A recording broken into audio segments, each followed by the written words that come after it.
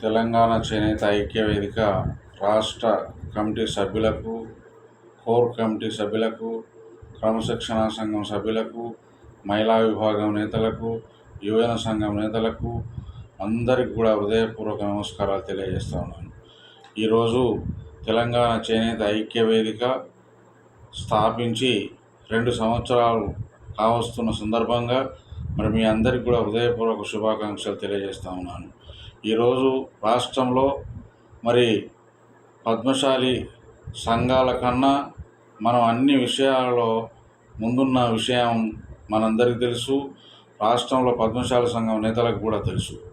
మరి ఈ విధమైనటువంటి సంఘాన్ని ఇంకా బలోపేతం చేసి మన సామాజిక అంశాలపైన అయితేనేమి, మన జాతి సమస్యలపైన అయితేనేమి ప్రభుత్వంతో పోరాడి మన సమస్యలను సాధించుకునే విషయంలో, చేనేతకు తగు విధంగా న్యాయం జరిగే విషయంలో మనం అనేక రకాలుగా ఇంకా మనం పోరాటం చేయవలసిన అవసరం ఎంతైనా ఉంది.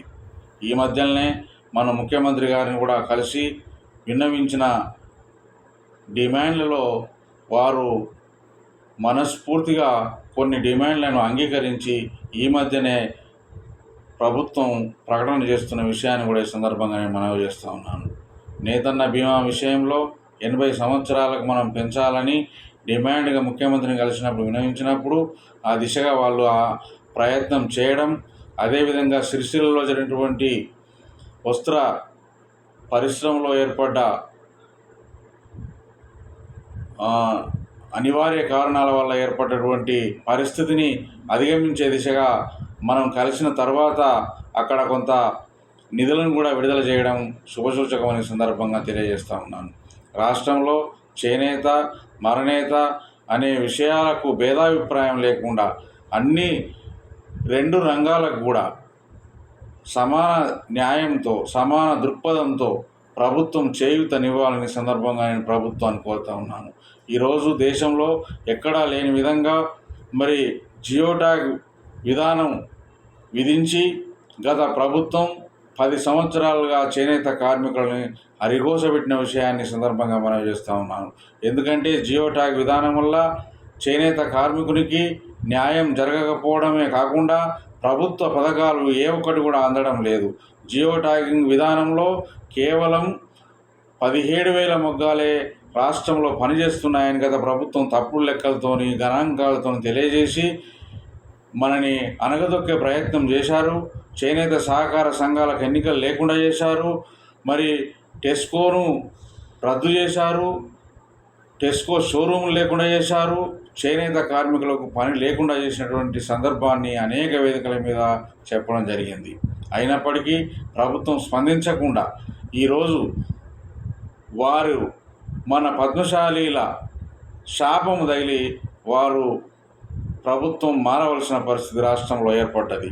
రాష్ట్రంలో నూతనంగా ఏర్పడ్డ ప్రజాప్రభుత్వం మరి తప్పకుండా చేనేత కార్మికుల మీద దృష్టి పెట్టాలనే ఆలోచనతోని అనేక సమస్యల మీద, అనేక విషయాల మీద గత ప్రభుత్వ తప్పిదాలను ఉటంకిస్తూ మెమోరాండం తీసుకుపోయి చేనేత శాఖ మంత్రి గారికి, దేవాదాయ శాఖ మంత్రి గారికి, ముఖ్యమంత్రి గారికి కలిసి విన్నవించిన సందర్భాలు అనేకం ఉన్నాయి.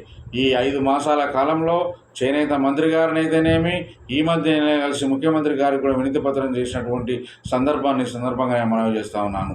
చేనేత సమస్యల మీద ఎప్పటికప్పుడు అనేక విషయాల మీద స్పందిస్తున్నటువంటి తెలంగాణ చేనేత ఐక్య వేదిక ఈరోజు రాష్ట్రంలో అగ్రభాగాన నిలిచిందన్న విషయాన్ని మనం అందరం గమనంలో పెట్టాలి. ఎందుకంటే రాష్ట్రంలో చేనేత కార్మిక ఆత్మహత్యలు జరగకుండా చూడవలసిన బాధ్యత మన మీద ఉంది. ఎందుకంటే ఈరోజు చేనేత పరిశ్రమ మీద ఆధారపడి జీవిస్తున్నటువంటి ప్రజానీకం అందులో వెసులుబాటు కాకపోతే మీరు వేరే వృత్తికి మారండి తప్ప ఆత్మహత్యలు చేసుకోవద్దని సందర్భంగా మనం చేస్తూ ఉన్నాను. చేనేత పరిశ్రమ 10 కాలాల పాటు ప్రాచీన కళైనటువంటి చేనేతను రక్షించుకోవాల్సిన అవసరం ఉంది.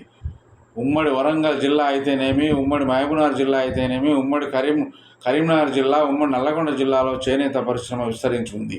ఈ చేనేత పరిశ్రమ మీద ఆధారపడి అనేక మంది గ్రామీణ ప్రాంతాల్లో జీవనం సాగిస్తున్నటువంటి వారికి ప్రభుత్వం నుండి అందవలసిన పథకాలు సరైన సమయంలో క్షేత్రస్థాయిలో అందే విధంగా మనం అందరం కృషి చేస్తే వారు తప్పకుండా ఆ వృత్తిలో మనం లేనప్పటికీ ఆ జాతిలో జన్మించినందుకు వారికి సహాయ సహకారాలు అందించాలని నా ఆలోచనతోని మీరందరూ ఏకీభవించి సంఘంలో పనిచేస్తున్నందుకు మీకు హృదయపూర్వక ధన్యవాదాలు తెలియజేస్తాను. ఈరోజు మన రాష్ట్రంలో నానాటికి పద్మశాలీల పాత్ర రాజకీయంగానైతేనేమి, సామాజికంగానైతేమి, ఆర్థికంగానైతేమి అనేక విధాలుగా వెనుకబడ్డటువంటి పరిస్థితి మనం చూస్తూ ఉన్నాం. అనేక వేదికల మీద మనలో మనమే మాట్లాడుకుంటున్నప్పటికీ మనకు కూడా రాజ్యాంగంలో అయితేమి, రాజ్యాంగ పదవులలో అయితేనేమి వాటా కావాలని అనేక వేదికల మీద మనం నాయకులను కోరుతున్నటువంటి సందర్భంలో మనం కూడా ప్రస్ఫుటంగా పద్మశాలి జాతి సమస్యల మీద మనం మునుముందు పోరాటం చేయవలసిన అవసరం ఉంది.